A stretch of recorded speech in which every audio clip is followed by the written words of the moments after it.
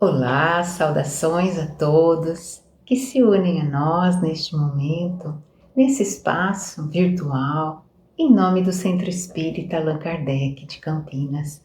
Sejam todos muito bem-vindos e antes de iniciarmos as nossas reflexões, vamos realizar a nossa prece. Jesus, querido amigo, nos reunindo neste momento em Teu nome, queremos te rogar que abençoe a todos nós, Senhor, para que essas reflexões possam ser proveitosas para as nossas vidas, Senhor. Permanece conosco, Mestre, ao longo de todo esse estudo e todos os dias, Senhor, de nossas vidas. Muito obrigada, Mestre.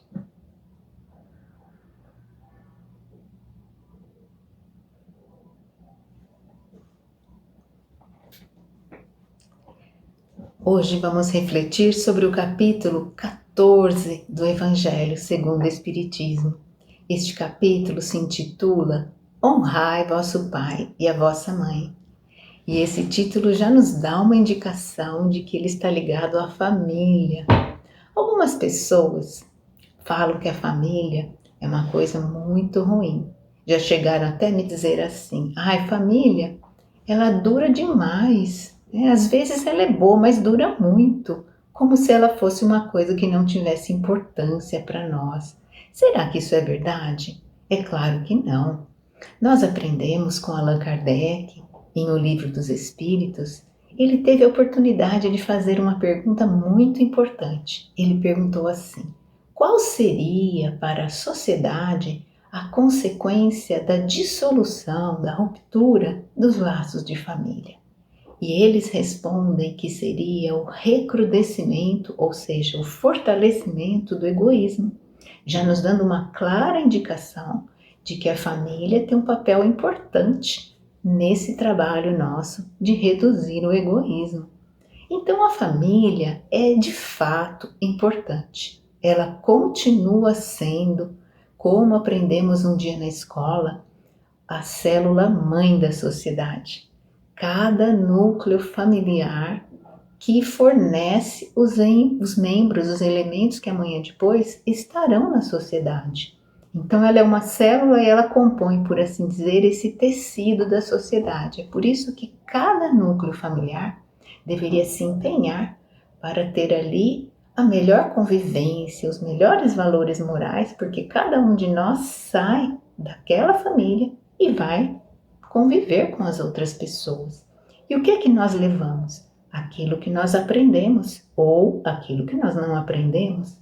Então, se nós aprendemos dentro de casa a respeitar as pessoas, respeitar a propriedade alheia, sermos organizados, naturalmente que nós, ao irmos para a sociedade, levaremos conosco isso que aprendemos. E se não tivermos aprendido isso, pode ser que aprendamos lá fora, mas no primeiro momento não teremos condições de colocar isso em prática. É por isso que a família é muito importante para todos nós.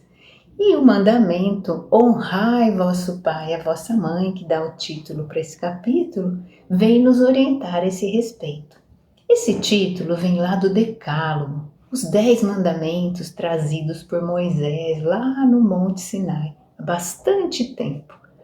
Ele nos diz honrar. O que significa honrar? Nós aprendemos com Jesus que devemos amar a Deus sobre todas as coisas e ao próximo como a nós mesmos. Isso é uma regra geral de amor, de caridade, uma regra de conduta para todos nós. E honrar aos pais é uma extensão natural desse ensinamento, porque como é que nós vamos conseguir amar o nosso próximo se nós não conseguimos nem ainda praticar o amor dentro da nossa casa? Então ele começa justamente com os nossos pais. Precisamos aprender esse amor dentro de casa. Mas honrar é a mesma coisa que amar? O Evangelho nos fala que honrar implica para nós em mais deveres. Significa que ao amor nós devemos acrescentar o respeito, a atenção, a submissão aos nossos pais, a consideração, as atenções, os cuidados, devemos ampará-los nas suas necessidades, ser para eles um suporte seguro na sua velhice. Tudo aquilo que estiver a nosso alcance, nós deveremos fazer para poder atender o que o Evangelho chama de piedade filial. O que é a piedade filial? A piedade, ou seja, compaixão, é quando nós nos compadecemos do outro, nós temos aquele sentimento de empatia que permite que nós hajamos com caridade em relação ao outro. Se não sentirmos isso, não vamos conseguir colocar essa caridade, esse amor em ação. E é especialmente em relação aos pais idosos e sem recursos que essa piedade deveria se manifestar. Como? Fazendo aquilo que estivesse a nosso alcance. Cuidados, carinhos, as delícias do supérfluo, como fala o Evangelho. Um presentinho, uma coisinha pouca, falando materialmente, mas que pode representar muito no sentido da demonstração dos sentimentos. Mas muitas vezes nós vamos ver com tristeza filhos que colocam seus pais numa condição lamentável, jogam-nos para algum cômodo da casa, lá no fundo, como quem joga uma coisa velha que não serve mais, no fundo de um armário.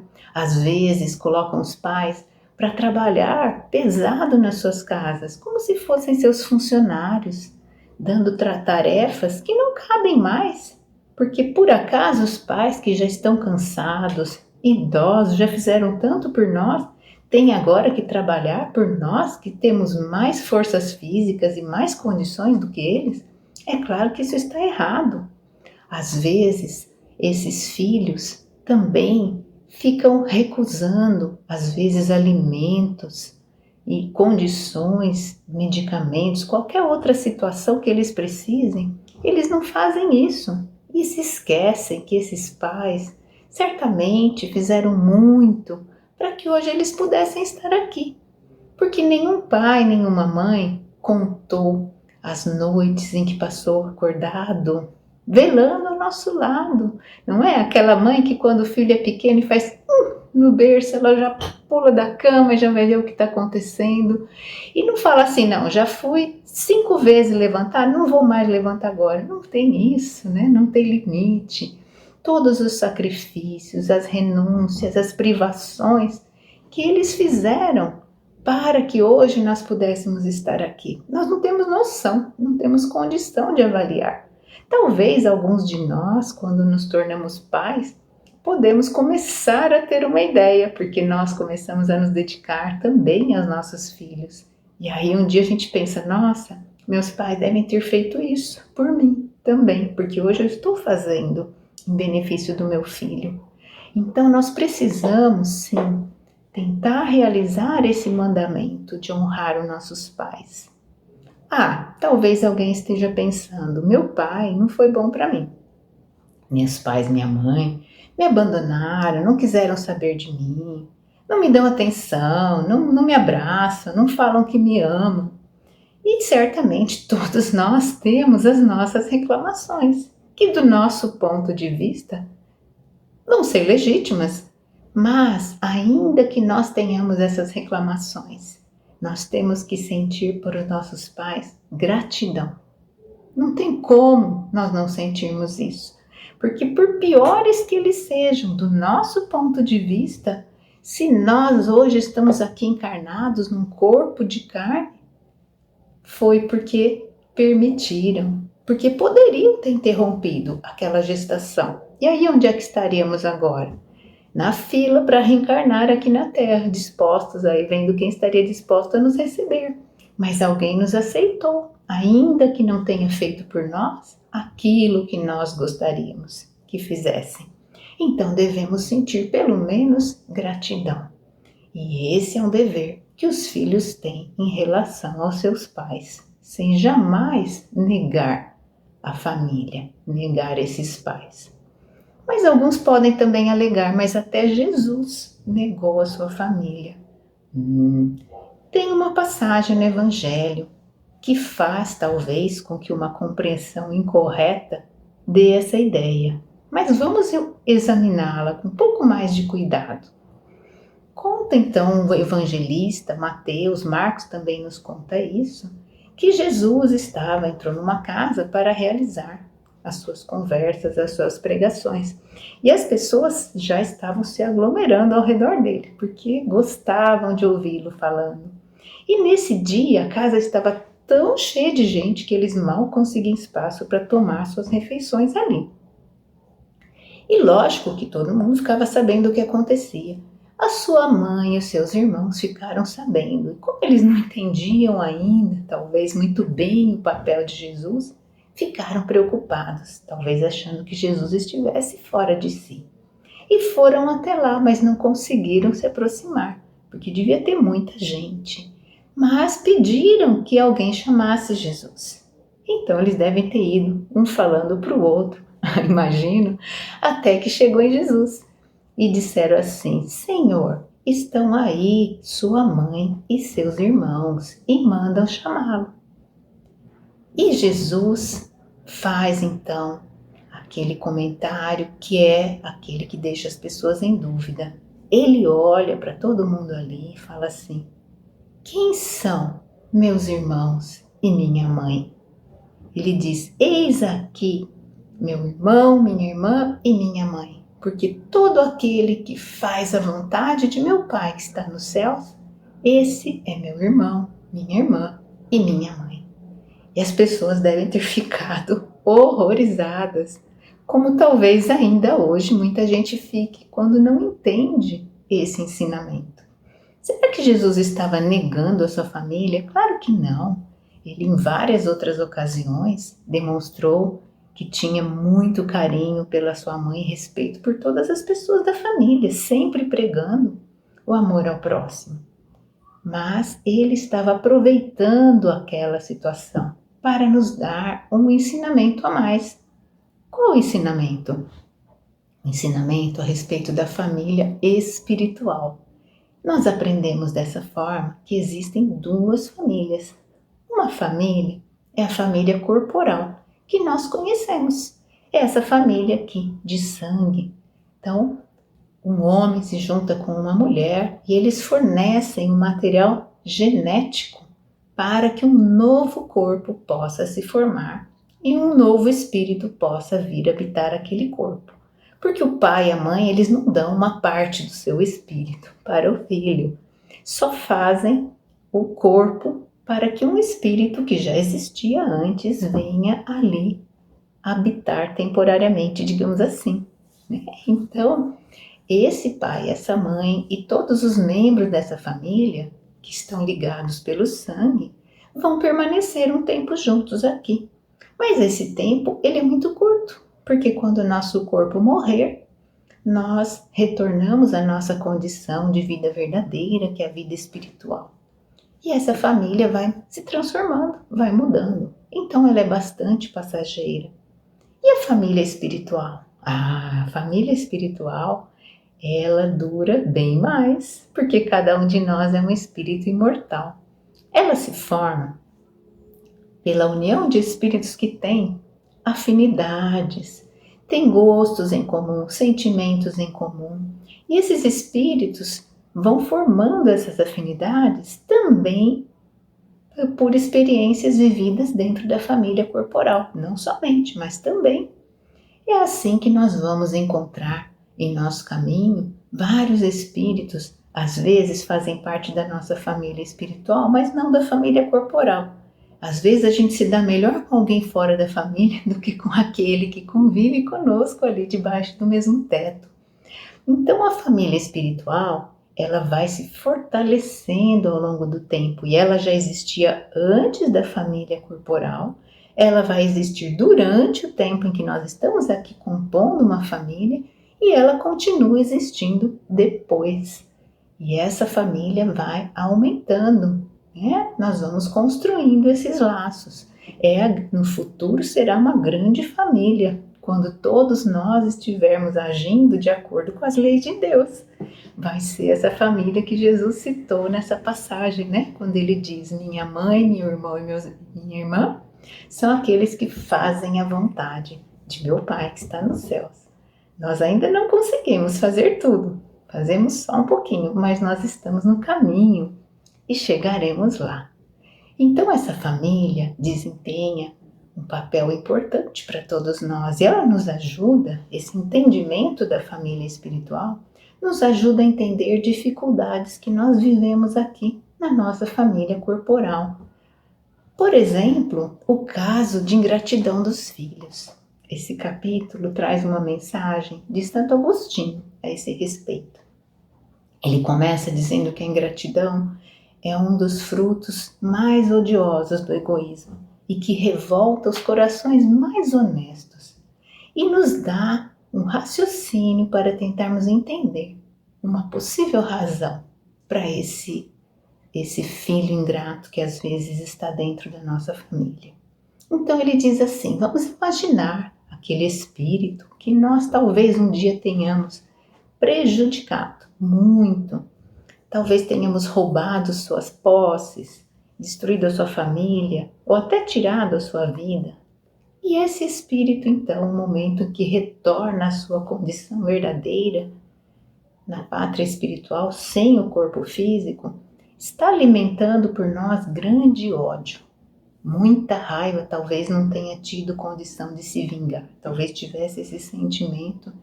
E é lógico que ao retornar a essa condição, não vai virar santinho e não vai ficar à direita do Pai, não. Vai continuar sendo exatamente quem ele era, com os mesmos sentimentos de raiva e de ódio. E vai permanecer assim durante algum tempo, porque vai depender dele querer mudar, né? Querer transformar esses sentimentos. Mas o tempo, que vai sempre ser essa bênção nas nossas vidas, vai devagarinho atuando. E esse espírito, estamos aqui acompanhando o raciocínio de Santo Agostinho, esse espírito vai querer mudar essa situação porque ele está sofrendo pelo sentimento ruim que traz dentro de si. E ele aprende, porque nessa condição, sem o corpo físico, nós continuamos aprendendo. Ele aprende que para ele ir em direção a Deus, há uma senha. Santo Agostinho fala, a senha é a caridade.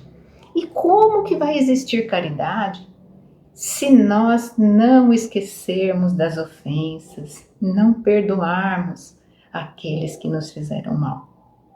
Então, aquele espírito que nós prejudicamos está lá agora em conflito, porque uma parte dele quer avançar, mas outra parte, quando lembra de tudo que aconteceu, ainda sofre muito. Mas ele continua firme ali, meditando sobre aquilo, fazendo as suas preces. E um dia ele descobre que lá na nossa família, nós estamos agora encarnados, vai ter possibilidade de renascer. Então ele pede para renascer na nossa família, como nosso filho, por exemplo. E Deus permite, porque nós precisamos nos reconciliar com as nossos desafetos. Então ele vem e renasce na nossa família. Como será que vai ser a nossa convivência? Será que vai ser amigável? É verdade que nós esquecemos muito do que foi feito lá atrás, mas trazemos aquele sentimento. Então, talvez desde cedo já tenhamos assim, aquela desconfiança, sintamos que aquele filho é hostil a nós, parece que ele não dá muita chance para a gente se aproximar. Pode acontecer? Pode. Então, como vai ser esse relacionamento entre nós? Vai depender da firmeza dele naquele propósito de transformar a situação. E pode ser que mesmo com todos os nossos esforços buscando fazer o melhor, ele não consiga superar e continue guardando esse rancor em relação a nós, tornando-se um filho ingrato. Se isso acontecer, não vamos nos entristecer, vamos sempre fazer o nosso melhor, porque se ele não reconhecer hoje, um dia ele vai reconhecer. Porque todo o benefício que a gente faz para alguém, ele nunca se perde. Nós já estudamos isso no capítulo 13 há algum tempo.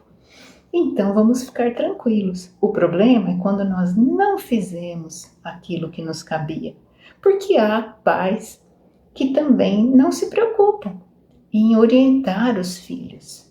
Ai, dá trabalho, dá trabalho, claro que dá.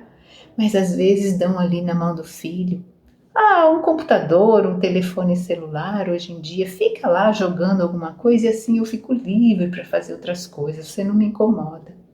E não pensam que estão criando para si, para aquele filho, dissabores lá na frente. Então, por negligência, por preguiça, deixam de orientar os filhos. E Santo Agostinho fala, dá uma orientação dizendo que nós devemos fazer como bom jardineiro, que vai todo dia lá olhar na sua terra, as suas plantinhas, verificar se não tem ali uma praga, um bichinho que está ali estragando para que aquela folhinha tenra não seja destruída por ele.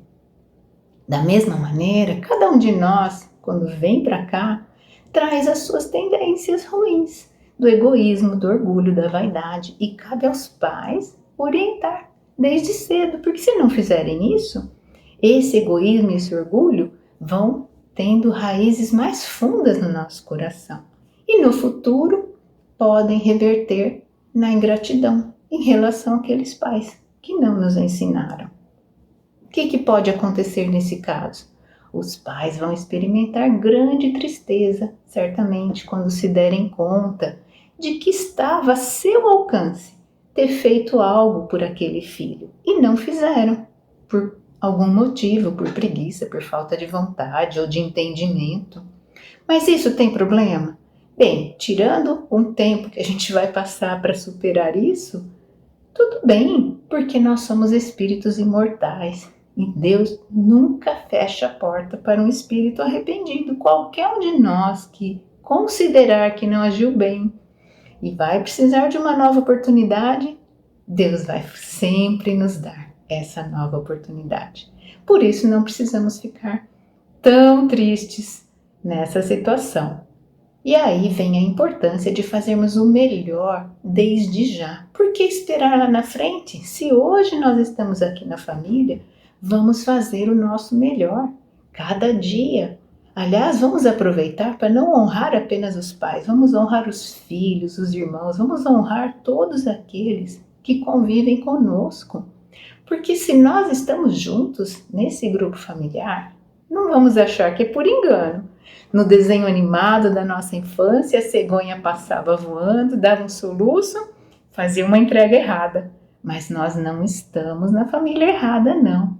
Se temos dificuldades com alguns companheiros, é porque ou temos vínculos lá do passado, ou porque aceitamos aquele companheiro. Lembra da nossa família espiritual? Às vezes, aceitamos dentro daquele núcleo algum espírito que precise de orientação, de bons exemplos, e nós o acolhemos para que possamos ajudá-lo também, aumentando assim essa nossa família espiritual. Esse ensinamento é maravilhoso porque amplia a nossa maneira de ver e faz com que nós possamos ter vontade de colocar em prática essa piedade, não só em relação aos nossos pais, mas em relação a todos aqueles que convivem conosco. Mas e se meus pais já não estão mais aqui na Terra? E eu não pude agradecer. Eu não sabia, não pensava assim, agora que estou me dando conta, posso fazer alguma coisa? Pode, claro que pode. Podemos nas nossas orações agradecer, nos desculpar se assim sentirmos necessário, por não termos conseguido, na época, entender todo o sacrifício que foi realizado, mas agora estamos pensando assim. E eles certamente vão receber esses sentimentos com alegria e nós um dia vamos reencontrá-los e vai ser muito bom. Poderemos conversar a respeito e planejar novas experiências para reforçar ainda mais os laços entre nós. É assim que, com a ajuda de Jesus e de todos os espíritos que trabalham em seu nome, nós mais uma vez recebemos esse convite para que possamos estar atentos dentro da nossa família, buscando fazer sempre o nosso melhor. Desafios? Certamente teremos, mas o amor cobre tudo isso. É importante que estejamos vigilantes e queiramos olhar para esses irmãos, cada um deles que hoje está como nosso pai, como nossa mãe, marido, filho, irmão, primo, não importa. É alguém muito importante para nós assim como somos importantes também para eles. Que possamos dessa forma fazer o nosso melhor, acertando as diferenças, desenvolvendo entre nós esses laços de respeito, de amizade, que vão fortalecendo a nossa família espiritual. E após essas breves reflexões, convido a todos para juntos fazermos as nossas vibrações, que é o momento de unirmos os nossos pensamentos para direcionar nossos sentimentos em benefício dos nossos irmãos. Nós começamos buscando os sentimentos de fraternidade em nosso coração, para vibrar por todas as famílias do globo terrestre. Onde quer que haja uma família, queremos vibrar para que ali exista sempre um sentimento de respeito, de amizade, de consideração entre todos os seus membros.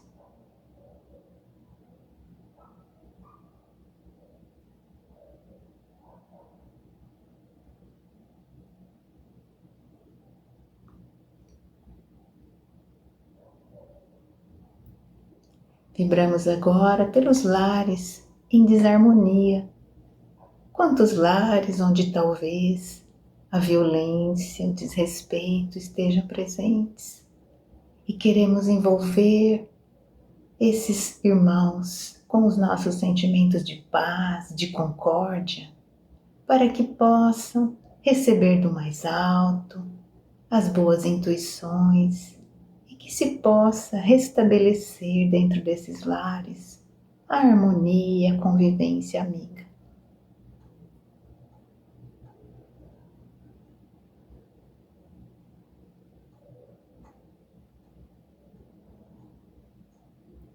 E por fim, vibramos por nós mesmos, pelos nossos familiares, esses espíritos que caminham conosco, para que todos nós possamos sempre nos respeitar, nos estimar e que cada um de nós possa ser sempre um exemplo vivo do ensinamento de amor e de caridade trazido por Jesus.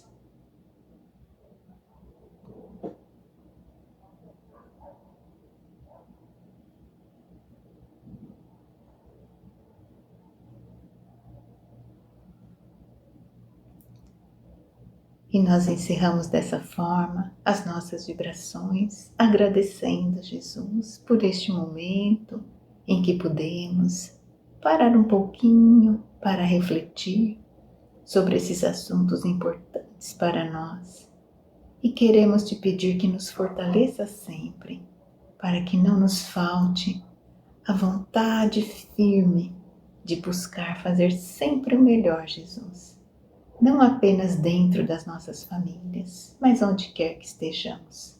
Que teu amor esteja sempre presente em nossos corações. Fica conosco, Jesus. É o que te pedimos.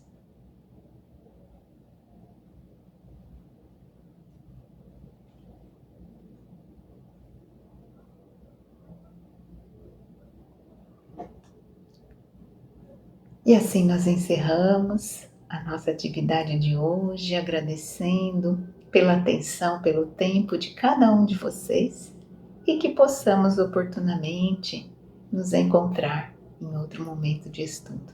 Muita paz a todos.